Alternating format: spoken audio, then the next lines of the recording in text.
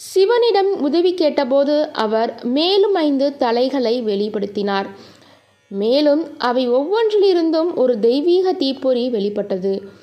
ஆரம்பத்தில் காற்றில் கடவுள் வாயு தீப்பொறிகளை அக்னி கடவுளுடன் எடுத்து சென்றார். தாங்க முடியாத வெப்பத்தால் அக்னி கங்கை நதியில் தீப்பொறிகளை போட்டார். கடுமையான வெப்பத்தின் காரணமாக கங்கையில் உள்ள நீர் ஆவியாக தொடங்கியது. கங்கை அவர்களை சரவண பொய்கைக்கு அழைத்து சென்றார். அங்கு தீப்பொறிகள் ஆண் குழந்தைகளாக வளர்ந்தன. 6 ஆண் குழந்தைகளும் கார்த்திகை பெண்களால் வளர்க்கப்பட்டனர். பின்னர் அவர்கள் பார்வதி மூலமாக ஒன்றாக இணைக்கப்பட்டனர். இவ்வாறு 6 தலை முருகன் பிறந்தார். மகாபாரதத்தின் வனப்பருவத்தில் அவர் அக்னி மற்றும் ஸ்வாகாவின் மகனாக குறிப்பிடப்படுகிறார். திருமணமான 7 முனிவர்களின் மனைவிகளை